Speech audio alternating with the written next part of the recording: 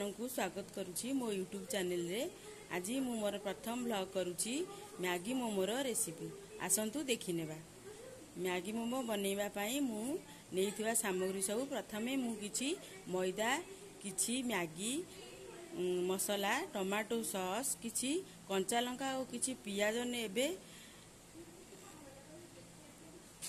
एबे आमे गोटे बाउल रे किछि मैदा नेबा एवं सेथिरे अल्प तेल पकाई ताकू भल भाबरे गोलाई देबा। एबे एथिरे लूण पकाइबा, तापरे एथिरे अल्प अल्प पानी देई एहाकू भल भाबरे चकटी देबा।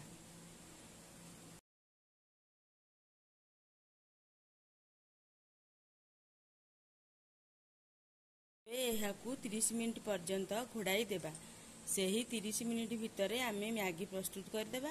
मैगी वीडियोटी मु अपलोड करि पारि नाही, किछि दिन मध्यरे मु वीडियोटी अपलोड करि देबी।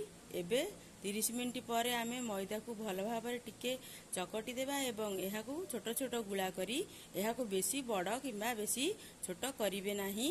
एही सहजरे एई साइज रो गुळा करिवे। एबे आमर गुळा सबु प्रस्तुत हो जाइछि। एबे आमे एहाकू मैदा द्वारा बेलिबा एवं एहाकू बेली सारिबा परे आमे एथिरे किछि मैगी पुर देई एही परि भाबे गोटे साइज रो पिठा पतला पतला करी भांगीबा।